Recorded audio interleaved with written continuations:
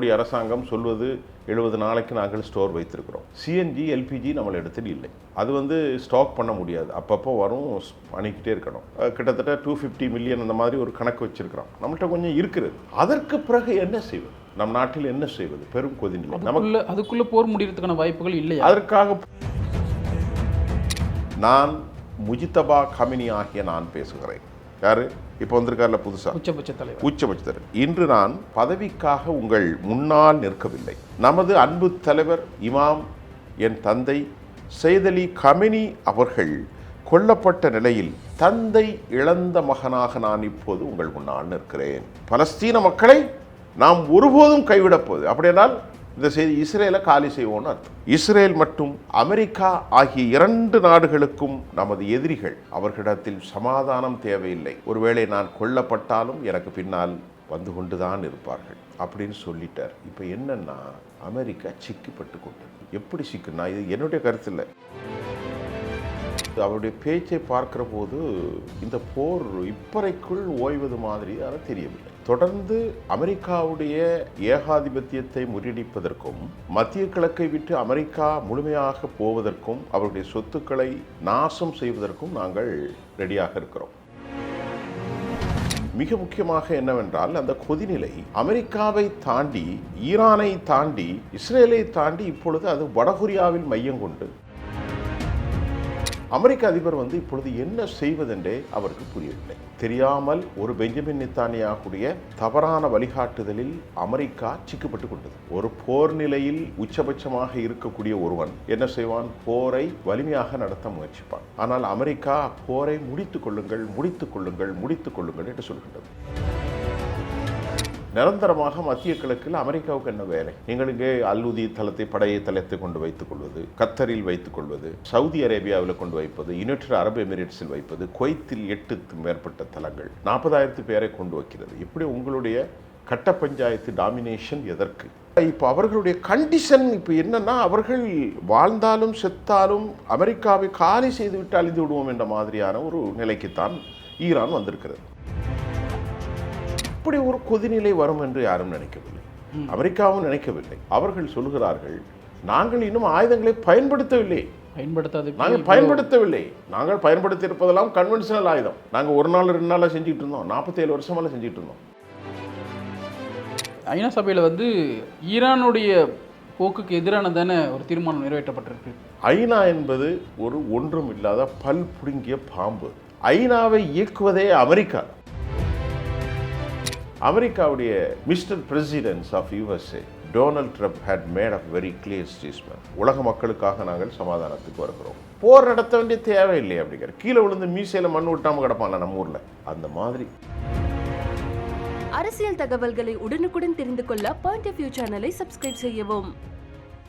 Sir வணக்கம். Sir வணக்கம். கடந்த நேர்காணலில் நீங்கள் சொன்னீங்க, இந்த போர், ஈரானுக்கும் இஸ்ரேலுக்குமான இந்த போர் இங்கே தமிழ்நாட்டில் ஆயக்குளத்திலையும் அம்பாசமுத்திரத்திலையும் ஒரு பெரிய பாதிப்பை ஏற்படுத்தும் அப்படின்னு சொன்னீங்க. இன்றைக்கி அது கண்கூட நாங்கள் பார்க்குறோம். பெட்ரோல் பங்க்லையும் சரி, கேஸ் ஸ்டேஷன்லையும் சரி, ஹோட்டல்ஸ் மூடப்பட்டிருக்கு. ஸோ இந்த மாதிரியான ஒரு சுச்சுவேஷன் நீங்கள் ஏற்கனவே சொன்னது தான் நடந்துகிட்ருக்கு. இது இன்னும் எத்தனை நாள் தொடரும்? இந்த போர் ஒரு கொரோனா மாதிரியான பேண்டமிக் சுச்சுவேஷனை உருவாக்குமா?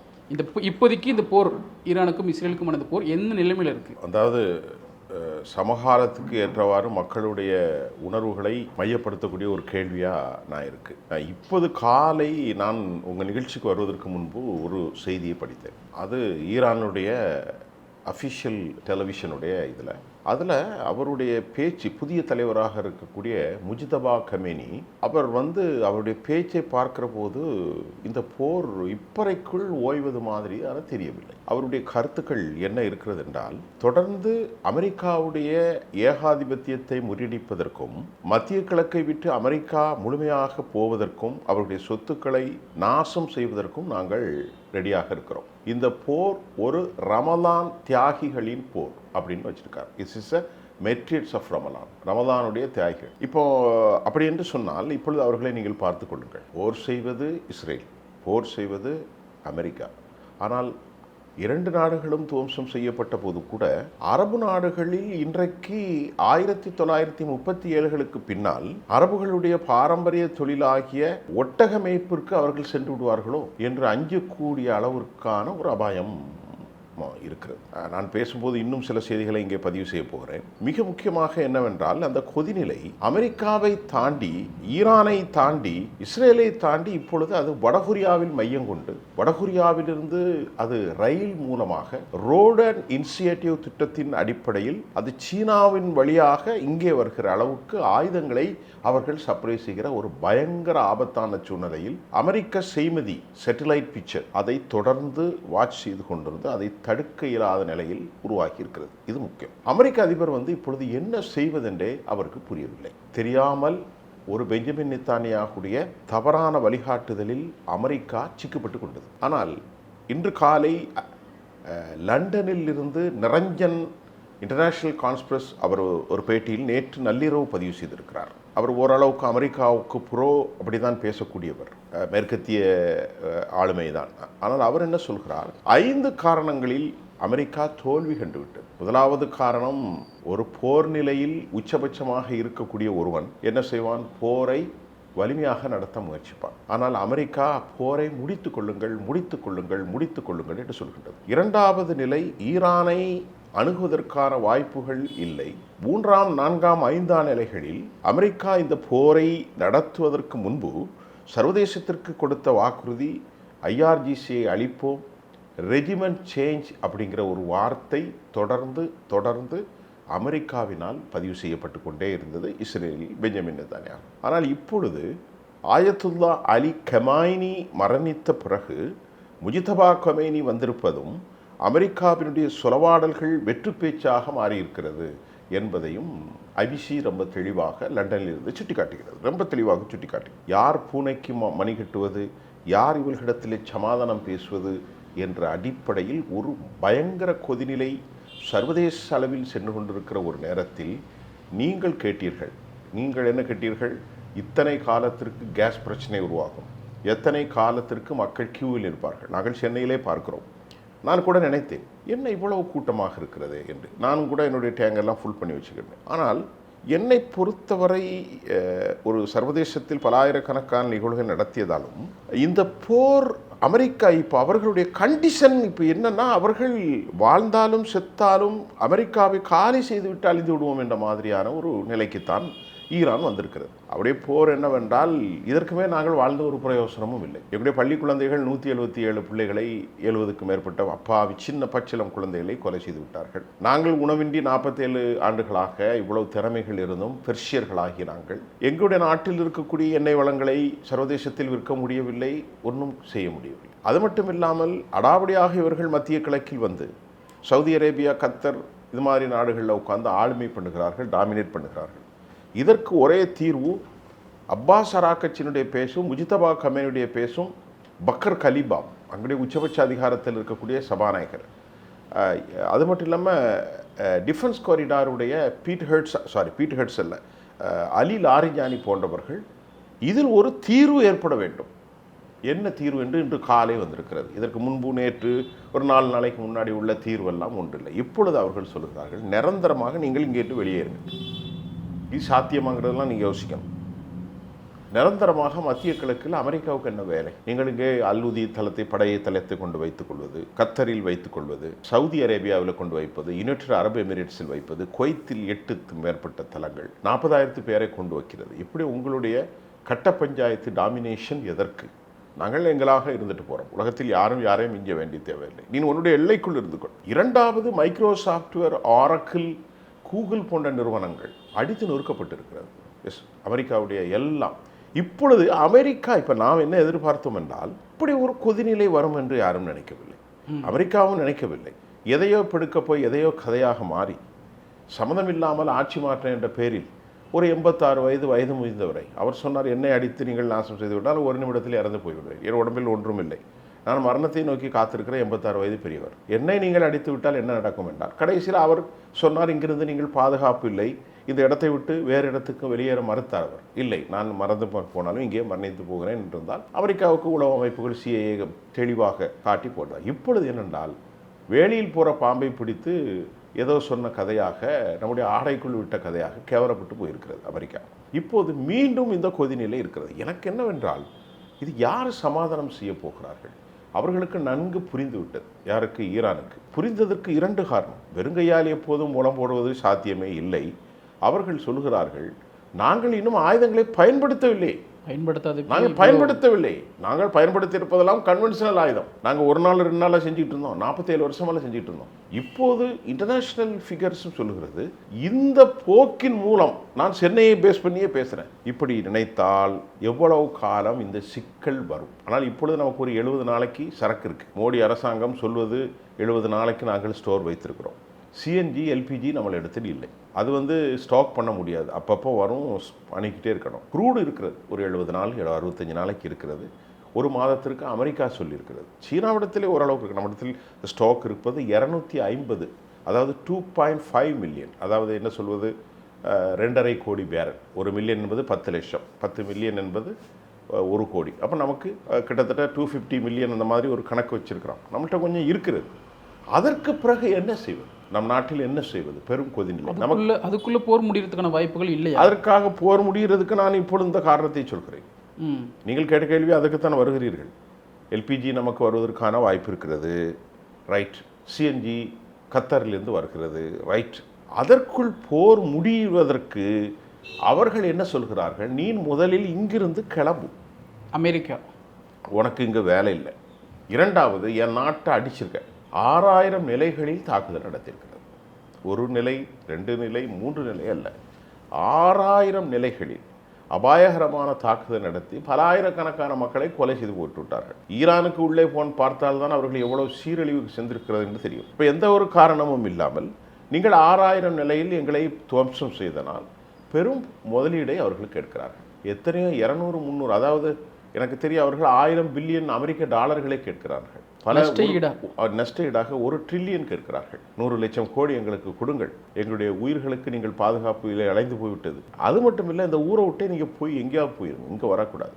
அப்படி இருந்தால் நாங்கள் போர் நிறுத்தம், ceasefire, we ready to enter the ceasefire, will talk you. முதல்ல கண்டிஷன் அப்பாஸ் அராக்கச்சி என்ன சொல்கிறாரு? எங்களுடைய கண்டிஷன் என்ன? முதல்ல எங்களுக்கு மேலே விதிக்கப்பட்ட தடையை முதல்ல நீக்கணும். நாங்கள் ஒரு சாவரின், எங்கள் நாட்டில் பெட்ரோல் கிடைக்கும், குரூடு, ரிஃபைன், அது நாங்கள் விற்பதற்கு நீ ஏன் தடை போடுறா? நீ தடை போடுறது என்ன சொல்கிறா? அணு ஆயுதங்கள் இருக்குது. அணு ஆயுதங்கள் நாங்கள் வைத்திருக்கிறோம். ஆனால் எங்களுடைய தலைவர் ஆயத்துல்லா கொமேனி ஃபத்துவா கொடுத்துருக்காரு. அக்கார்டிங் டு இஸ்லாமிக் பிரின்சிபலில் மக்களை கொல்லக்கூடாது. அப்போ குண்டுகளை, அணு ஆயுதங்களை வைத்து கொல்ல செய்யக்கூடாது. நாங்கள் அணு ஆயுதம் வைத்திருக்கிறோம், நீங்கள் ஐஏஇஏ அனுப்புங்கள். International atomic energy agency must come, கண்டிப்பாக வர வேண்டும். வந்து வரட்டு, ஒரு குழுவை போடலாம். போட்டு இந்த அணு ஆயுதங்களை அந்த மானிட்டர் குழு கண்காணிக்க வேண்டும். கண்காணித்து இது எதற்கெல்லாம் தேவை? Electricity production, manufacturing, consuming in other product like this, ஃபார்மசிட்டிகள், எரிசக்தி, இதற்கு நாங்கள் பயன்படுத்த போகிறோம். அணு ஆயுதமே மனித குலத்துக்கு எதிரி அல்ல, அதை பயன்படுத்தக்கூடிய விதம் தான் எதிரி.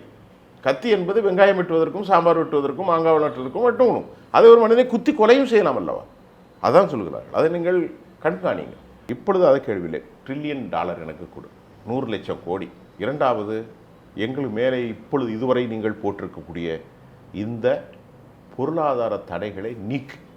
3வது, மத்திய கிழக்கிலிருந்து பாய், தலகணையை, படுக்கை எல்லாம் எடுத்துக்கொண்டு சென்று விடுங்கள். இங்கே ஆட்டையை போடுவது, மக்களை ஆட்சி செய்வது, தவறான முறையில் பயன்படுத்துவது, இந்த சிக்கல் நாம் எங்களுக்கு இருக்கக்கூடாது. இந்த கண்டிஷன்ஸுக்கு அமெரிக்கா என்ன பதில் தராங்க? அமெரிக்கா எப்படி போவான்? இந்த கண்டிஷன்ஸ் எங்கிருந்து வருதுன்னு நீங்கள் சிந்திக்கணும். இந்த கண்டிஷன்னா the statements not only Iran but also அவர்களுக்கு வலிமையான பார்ட்னர் 3 பேர் இருக்காங்க. ஒருவர் ரஷ்யா, மற்றொன்று சைனா, மற்றொன்று வடகொரியா. இந்த 3 பேரும் பயங்கரமான ஆட்கள். ஆகவே தான் ஐரோப்பிய யூனியன் ஒரு கற்று எழுதியிருக்கிறது. இந்த போரின் வாயிலாக அமெரிக்காவை புட்டின் வென்று விட்டார், புட்டின் ஜெயித்து விட்டார், புட்டினுடைய வெற்றி தான் இது அப்படின்னு சொல்லக்கூடிய அளவிற்கு அவர்களுக்குள் ஒரு பெரிய இறக்கம் வந்துவிட்டது. அதுதான் இப்பொழுது அமெரிக்கா ஒன்றும் செய்ய முடியாது. இப்பொழுது இன்று காலை நான் பேசிக்கொண்டிருக்கிற போது நிறைய வரும். எனக்கு பேசிக்கொண்டிருப்பதெல்லாம் உடனே எழுதி வச்சு வாசிக்க முடியாது, நம்ம பேசிக்கிட்டே இருப்போம். இன்று காலை சொல்கிறது, அமெரிக்க ஆயுதங்களால் உலகின் எந்த பகுதியும் பாதுகாத்திருக்க முடியாது என்ற செய்தியை நான் சொல்லியிருக்கிறோம் அப்படின்ட்டு ஈரான் அறிவிக்கிறார். முஜிதபா கமேனி இந்த உலகின் எந்த ஒரு பாகத்தையும் இனி வெற்றி கொள்ள முடியாது என்று இந்த செய்தியை நாம் சொல்கிறோம். ஏனென்று சொன்னால் அது உண்மைதான். நீங்கள் பாருங்கள், அமெரிக்காவை எதிர்த்து என்ன சொன்னார்கள் அரபுகளிடத்தில்? நீங்கள் ஜாலியாக தூங்குங்கள், அரபிகளே, நீங்கள் கண்டுபிடிப்பெல்லாம் செய்ய வேண்டாம், உங்களுக்கு கடவுளின் கருணை இருக்கிறது. கீழே ட்ரில் பண்ணினால் நமது ஊரில் தண்ணி வரும், அங்கே என்ன வருகிறது? கடலிலோ இதிலோ எண்ணெய் வருகிறது. அந்த எண்ணெயே வந்து கொண்டே இருக்கிறது. நாள் ஒன்றுக்கு 10 கோடி பேர். நீங்கள் உலகின் அனுபவிங்கள். உங்கள் தாத்தா பாட்டிமார்கள் சாப்பாட்டுக்கு வழி இல்லாமல் அரபுகளாக இருந்தார். நபிகள் நாயகத்துடைய காலத்தில் 7ஆம் நூற்றாண்டில் வறுமையை தவிர ஒன்றும் இல்லை அந்த மண்ணில். அவர் என்ன செய்கின்றான்? அமெரிக்கா இங்கிருந்து எடுக்கப்படுகிற பெட்ரோல், குரூட் ஆயிலுக்கு டிரான்சாக்ஷன் கண்டிப்பாக பணப்பரிமாற்றம் அமெரிக்க டாலர்களில் தான் நடக்கணும். சவுதி அரேபியாவும் சரி, கத்தாரும் சரி, யுனைடெட் அரபு எமிரேட்ஸும் சரி, புருனை, எல்லா நாடுகளும் டிரான்சாக்ஷன் எதில் நடக்குது? டாலரில் தான் நடக்குது. அப்போ அவனுக்கு லாபம் எவ்வளோ பெரிய லாபம். ரெண்டாவது, அமெரிக்கா கண்டுபிடித்த ஆயுதங்களில் பெரும்பான்மையானவற்றை அவருடைய சீடர்களுக்கே வழங்கி விடுகிறார்கள். அமெரிக்காவுடைய விசுவாசிகள் சவுதி, கத்தர், ஜோர்டான், துருக்கி, சிரியா, பக்கத்தில் Israel, Bahrain, Oman, Kuwait, United அரபு எமிரேட்ஸ், சவுதி அரேபியா, அங்கே கொஞ்சம் தள்ளி போனால் மொரோக்கோ, அதை விட்டுருங்க. எல்லாருக்கும் அமெரிக்கா கண்டுபிடிப்பே கொடுக்குறான். எவ்வளோ கொடுத்துருக்கான்? 15 லட்சம் 1.5 லட்சம் கோடி, 10 லட்சம் கோடிக்கு கொடுத்து எல்லாரும் அப்படி ஆயுதத்தை வச்சுக்கிட்டு இருங்கள், ஒருத்தர் தாக்காதீர்கள், நாங்கள் உங்களுக்கு ஆயுதத்தை தருகிறேன். நான் சொல்கிறது உங்களுக்கு புரியுதா? நீங்கள் 7 பேரும் என்னுடைய நண்பர்கள். உங்களுக்கு நான் ஒரு F-35 தரேன், F-22 தரேன், F-22 ராஃப்டாரை தரேன், F-18A, அது என்ன சொல்கிறது, எல்லாத்தையும் தருகிறேன், நீங்கள் வைத்துக்கொண்டு இருங்கள், உங்களை யாரும் அணுக முடியாது, நான் பார்த்துக்கொள்கிறேன். அமெரிக்க கப்பல் அந்த மத்திய தரைக்கடல் ஃபுல்லாக வலம் வரும். அப்போ அவர்கள் பார்த்தார்கள், ஆமாம் நல்லா தானே இருக்குது, நமக்கு இனி போட்டு மிலிட்ரியை வைத்து கொண்டு ஆட்சி செய்து கொண்டு சிக்கலை சந்திக்க வேண்டாம், பாதுகாப்புக்கு நம்முடைய உச்சபட்ச அண்ணன் அமெரிக்கா இருக்கிறான், சுகத்திற்கு சுகம், மருத்துவம் கிடைக்கிறது, பணம் கொடுக்கிறது, பெண் கிடைக்கிறது, மது கிடைக்கின்றது, எல்லாம் கிடைக்கின்றது, என்ஜாய் வித்தவுட் ரெஸ்பான்ஸ். நான் சொல்கிறது சாதாரணமான விஷயம் இல்லை, இதுதான் உண்மை. ஒரு பேச்சாளன் இதை புரிஞ்சிருக்கிறோம். இப்படிப்பட்ட அனுபவித்து கொண்டிருந்தவர்களுக்கெல்லாம் ஈரான் இன்னைக்கு பாடை கட்டிவிட்டது. ஈரான் சாவு மணி அடித்து விட்டது. அவர்கள் ஐயோ, பைபிளிலே ஒரு வசனம் உண்டு, ஆண்டவரே உம்மை நான் அறியவில்லை, ஆண்டவரே உம்முடைய நாமத்தினாலே சகல பாவங்களும் நாங்கள் இப்போ உன்னிடத்திலே செய்தோமே, சகல அற்புதங்களும் செய்தோமே, சாத்தானை ஓட்டினோமே, என் பிதாவே ஆண்டவரே நீர் எம்மை அறியவில்லையா? பைபிளில் ஒரு வசனம் வரும், உங்களுக்கு தெரியுமா நேரத்தில், அக்கிரமக்காரர்களை என்னை விட்டு அகன்று போங்கள் என்று நான் மறந்தளிப்பேன். அப்படி ஒரு சூழ்நிலை இன்றைக்கு உருவாயிருக்கிறது. எல்லோரும் கணைக்கிறார்கள், கத்துகிறார்கள், எதுவுமே இல்லை. சவுதி அரேபியாவில் இங்கே இருக்கக்கூடிய அமிதாப் பச்சன்லேருந்து, ஐஸ்வர்யா ராயிலேருந்து, சல்மான் கான்லேருந்து, ஷர்ருக் கான்லேருந்து, உலகத்தில் ஹாலிவுட், பாலிவுட், ஒரு இடத்த வாங்குறேன்னா 100 கோடி ரூபா, இந்த மாதிரி ஒரு சின்ன ரூம் வாங்குறாங்க. அப்படி செல்வத்தில் இருந்தவர்கள் எல்லாம் புரூஜ் கலிபா காலியாகிவிட்டது. Vacation, all people have been vacated, they are forcibly expelled from their own territory. அவர்கள் உயிருக்கு கத்துக்கிறார்கள், எப்படி நாங்கள் எங்களை காப்பாற்றிக் கொள்வோம், எப்படி காப்பாற்றுவோம்? யாருமே இல்லை, எல்லாரும் ஓடிவிட்டார்கள். அல் உதீது தளம்னு ஒன்று இருக்குது, எங்கே? கத்தரில். அந்த தளத்தில் அமெரிக்க வீரர்கள் 20,000 பேர், 10,000 பேர் எல்லாரும் ஓடிவிட்டார்கள். நேற்று 450 அமெரிக்க வீரர்கள் ஒரே நேரத்தில் கொல்லப்பட்டு விட்டார்கள். இப்படி இருக்கும் பொழுது ஐநா சபை, இப்போ நான் எதை சொல்கிறேன் என்றால், இதையெல்லாம் தெரிந்து கொண்டால் இந்த பிரச்சனை எப்படி முடியும் என்று மக்களுக்கு தெரியும், அதுக்காக சொல்கிறேன். ஐநா சபையில் வந்து ஈரானுடைய போக்குக்கு எதிரானதான ஒரு தீர்மானம் நிறைவேற்றப்பட்டிருக்கு. ஐநா என்பது ஒரு ஒன்றும் இல்லாத பல் புடுங்கிய பாம்பு, அது விளங்காத ஒரு அமைப்பு. ஒரு சின்ன விஷயம் சொல்கிறேன், ஐநாவை இயக்குவதே அமெரிக்கா. ஒரு உதாரணத்திற்கு ஐநாவால் ஒன்று மட்டும்தான் செய்ய முடியும், கண்டன கணைகளை மட்டும்தான் பதிவு செய்ய முடியும், வேறு ஒன்றும் ஐநாவால் செய்ய முடியாது. பக்கத்தில் காசா இருக்கிறது, காசா என்பது பலஸ்தீன், உங்களுக்கு தெரியும். அந்த பலஸ்தீனத்தை தாக்குதல் நடத்தி 1 லட்சம் பொதுமக்களை, பச்சிலம் குழந்தைகளை யூத இராணுவம் கொள்கிறது. இந்த ஜோ பைடனுடைய ஆட்சியும் இதே ட்ரம்ப் செஞ்ச அநியாயம், எல்லா பிள்ளைகளும் அழிந்து போனார்கள், யாரும் உலகத்தில் கேட்கவில்லை. நாம் இன்றைக்கு ஈரான் செய்வதை நியாயப்படுத்த முடியாது. இதுக்கெல்லாம் ஒரு காரணம் உண்டு, இதுக்கு ஒரு மூல காரணம். அதற்கு பிறகு அமெரிக்காவை, இஸ்ரேலை எதிர்த்து எவனும் கேட்கல, எல்லா அரபியும். அப்போ அவன் சொந்த சமூகம் தானே, ஒன்று அரபு சமூகம் தானே. அப்போ அவன்கிட்ட கேட்கணும், ஏப்பா இந்த மாதிரி ஒரு கடவுளுக்கு நாங்கள் நம்புகிறோம், நாங்கள் கடவுளை நம்புகிறோம், ஏக இறைவன் சொல்கிறான் இந்த முஸ்லீம் எல்லாரும்.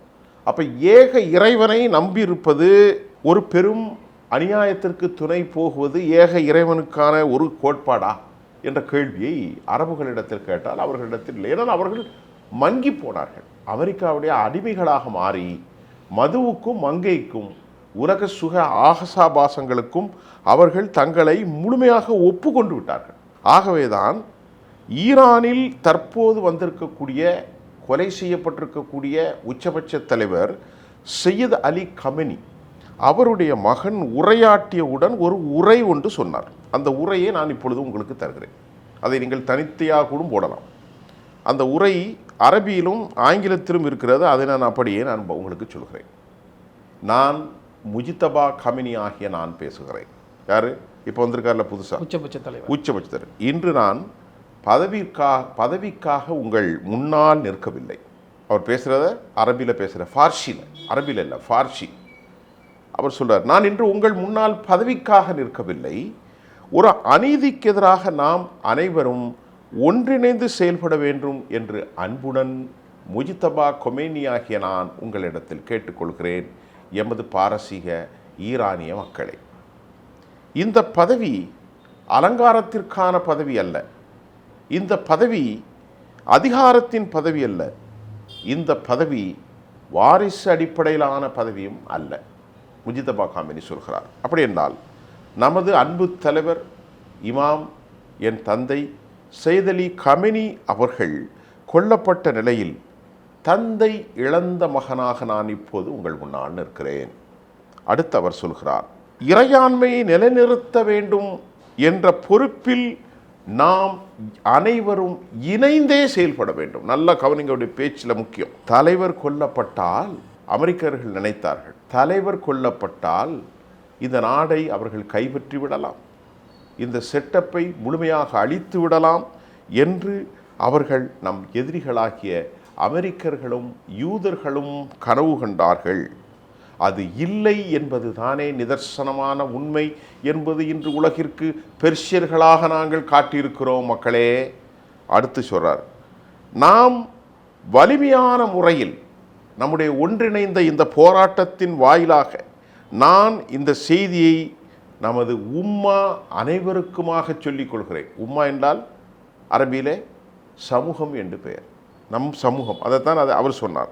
அடுத்து சொல்கிறார், மக்களே, பலஸ்தீனம் மக்களை நாம் ஒருபோதும் கைவிடப் போவதில்லை. இது ரொம்ப முக்கியமான பாயிண்ட் ரொசாரியோ. பலஸ்தீன மக்களை நாம் ஒருபோதும் கைவிடப் போவது. அப்படின்னால் இந்த செய்தி இஸ்ரேலை காலி செய்வோம்னு அர்த்தம். பலஸ்தீன மக்களை நாம் ஒருபோதும் கைவிடப் போவதில்லை. இஸ்ரேல் மற்றும் அமெரிக்கா ஆகிய இரண்டு நாடுகளுக்கும் நமது எதிரிகள். அவர்களிடத்தில் சமாதானம் தேவையில்லை. ஒருவேளை நான் கொல்லப்பட்டாலும் எனக்கு பின்னால் வந்து கொண்டு தான் இருப்பார்கள் சொல்லிட்டு சொல்கிறாரு. நமது தலைவர், இது ரொம்ப முக்கியமான விஷயம், அலி இப்னு அபு தாலிஃப். இது யாருன்னு நான் சொல்லிடுறேன் நேயர்களுக்கு. அலி இப்னு அபு தாலிஃப் யாருன்னா நபிகள் நாயகத்துடைய மருமகன். இப்னு தாலிஃப் என்றால் அவரது தந்தை பேர் அபி தாலிஃப். அதைத்தான் அவர் சொல்கிறார்.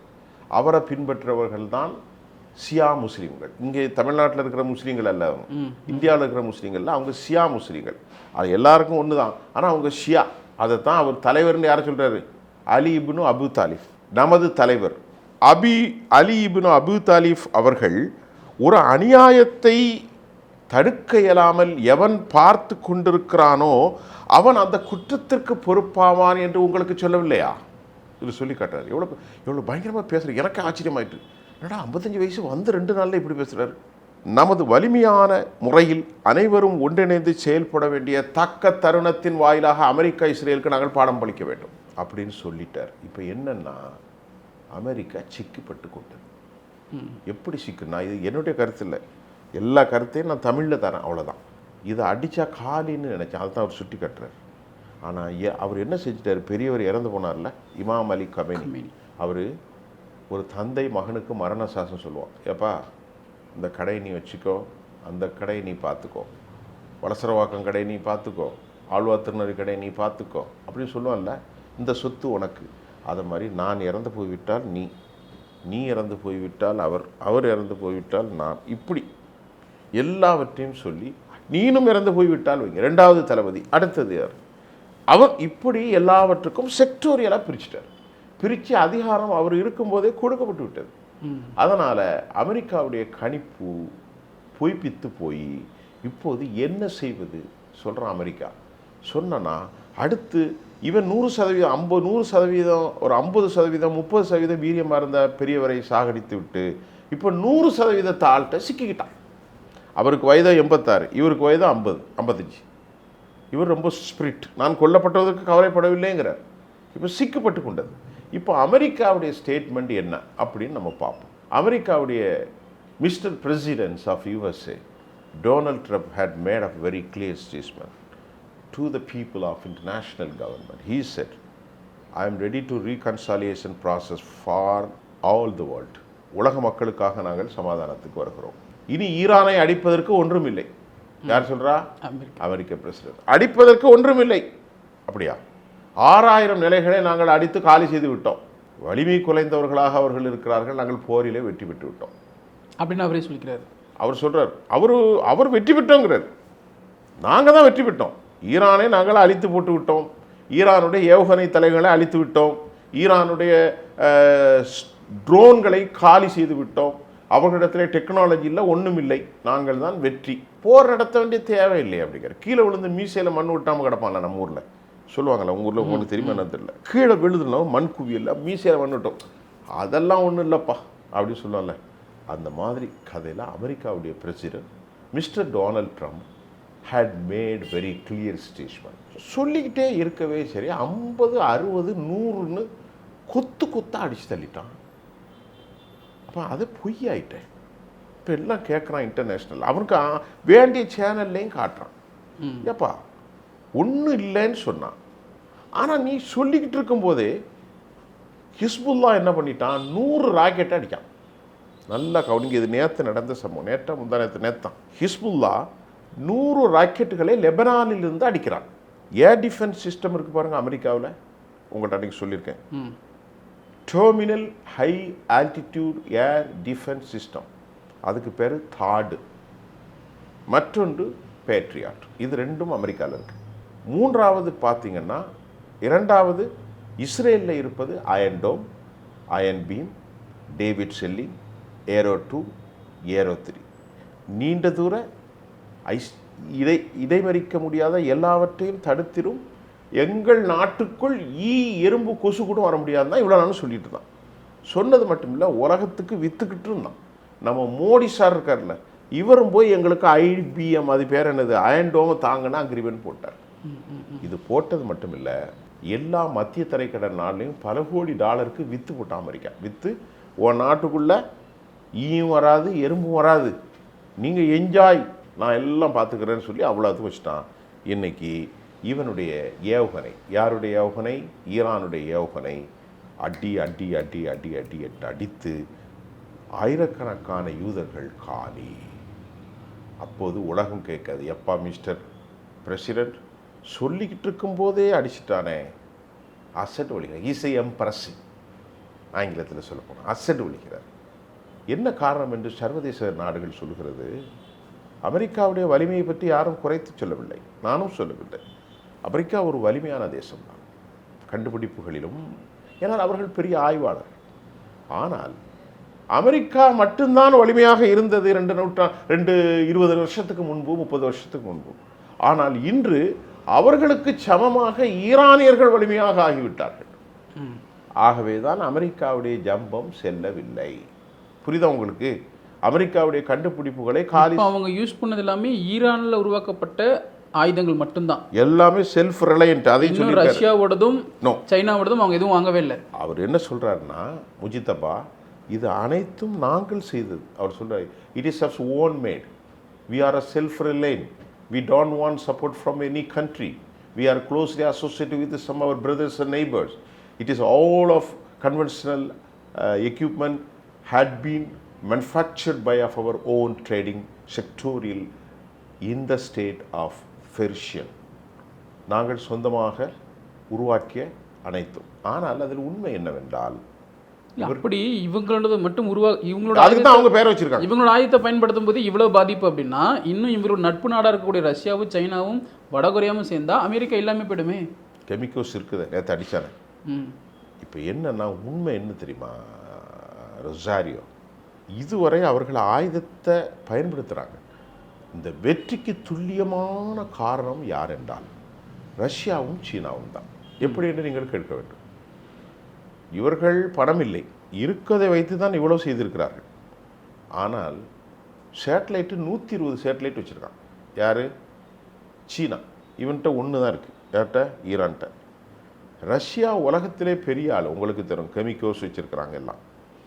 அவங்க தான் எல்லாம் கரெக்டாக மேலே இருந்து பார்த்து, ஹலோ மிஸ்டர் பிரசிடென்ட், இந்த இடத்துல அமெரிக்கா கப்பல் இருக்குது, அடி, ஒரே அடி. துல்லியமான செய்மதி தாக்குதல்கள், துல்லியமாக சேட்டலைட் இமேஜை இவர்களுக்கு கொடுத்து அட்வைஸ் கொடுத்த உடனே டக்குன்னு ஆரம்பிக்குது. ஆகவே தான் ஈரோப்பியர்கள் சொன்னார்கள், இந்த போர் புட்டினின் போர், இந்த போரை வெற்றி கொண்டது புட்டின். உளவு அமைப்புகள் எல்லாம் எப்படி இதுவரைக்கும் இதுக்கு முன்னாடிலாம் போட்டாங்களே, ஒரு 100 மீட்டர் அங்கிட்டு விழுவோம், எல்லாரும் தப்பிடுவோம். இப்போ அப்படி இல்லை, ப்ரிசிசிவ் அட்டாக். அது என்ன சொல்கிறது தமிழில்? துல்லியமான தாக்குதல். அப்படினால தான் இப்போ யாருமே இல்லை. ஆக இந்த உதவிகளை செய்வது அவர்கள். ஏனால் அமெரிக்காவுடைய எல்லையற்ற போக்கை கண்டு உலகம் அதிர்ந்து போனது. ஐயா பொண்டாட்டி மாப்பிள்ளையும் ஒரு சாவரின் நாட்டில் தூங்கிட்டு இருக்காங்க. நிக்கோலஸ் மதுரா, இந்த பேர் உங்களுக்கு தெரியுதா இல்லையா? எங்க செய்திகளை படித்த மாதிரி, செய்திகளை படித்த மாதிரி. வெனிசுலாவில் நிக்கோலஸ் மதுரா என்பவர் தூங்கி கொண்டிருக்கிறார், நாட்டின் அரசாட்சி மன்னர். இவன் என்ன செய்கிறான்? அமெரிக்கா இப்போ நடந்தது, உள்ளே ஆட்களை இறக்கி உள்ளே சென்று பிரசிடென்ட் பொண்டாட்டியும் தூக்கிட்டு போயிட்டான். இப்போ தான் நடந்துச்சு. அப்போ எல்லாரும் அசந்து போனாங்க. நாளைக்கு இப்போ இங்கே இந்தியாவுக்கு வந்து இந்திய பிரதமர் தூக்கிட்டு போயிடுவானா? அப்படி எல்லையற்று போனது அமெரிக்கா. அதற்கு முடிவு கட்டுறது தான் இது. இனி யோசிச்சான், இதுக்கு மேலே இவனை விடக்கூடாது. கிரீன்லேருந்து நான் எடுத்துக்கிறேங்கிறான். டென்மார்க் நாட்டில் இருக்கிற அவன் இத்தனைக்கும் அந்த நாடு அரபு நாடு இல்லை, அவருடைய கூட்டாளியான ஐரோப்பா நாடு தான் கிரீன்லேண்ட். அந்த நாட்டில் நான் எடுத்துக்கொள், எனக்கு விற்று கொடு. டென்மார்க்கு சொல்கிறான், நான் விற்க முடியாது, நீ நானும் கூட்டாளி, என்கிட்ட வந்து பங்கு கேட்குறான். அது மட்டும் இல்லாமல் கேனடா அவன் நாட்டோடு இருக்கிறான், அவன்கிட்ட சொல்கிறான் 51வது ஸ்டேட்டை என் நாட்டை இணைச்சிக்கோ. எல்லாத்துக்கும் வரி. ஒரு பைத்தியக்கார மட்டு ரூல் தான் அது. ஆகவே தான் இன்னைக்கு இவரை இப்படி விட்டால் விளங்காது. அவருக்கு சப்போர்ட் ஒன்றும் இல்லை. அமெரிக்காவுடைய செனட், அமெரிக்காவுடைய காங்கிரஸ், அமெரிக்காவுடைய ரிப்பப்ளிக்கன், அமெரிக்காவுடைய டெமோக்ராட்ஸ் எல்லோரும் இவருக்கு எதிர் எதிர் எதிர். ஏனென்றால் பைத்தியக்காரன மாதிரி ஒருவன் நடக்கிற போது பிரச்சனைகளை கொண்டு வந்து விட்டது. இப்போது அவர்கள் சொல்கிறார்கள், தீவிர கடும் போக்காக இருந்ததன் விளைவாக அமெரிக்கா இன்றைக்கு சிக்கப்பட்டு கொண்டதற்கு மூல காரணம் அமெரிக்கா கடந்த 10 நாள் 12 நாள் போர் தான் நடந்திருக்கிறது. 12 நாள், இன்றையோடு 13 நாள் வைத்துக் கொள்ளுங்கள். 2 நாட்கள் மட்டும் அமெரிக்கா பயன்படுத்திய ஆயுதங்கள் எவ்வளோ தெரியுமா? 2 நாட்டில். நான் சொன்னேன் 1000 நிலைகளில் தாக்கின அமெரிக்கா சொன்னாங்க 56,000 கோடி.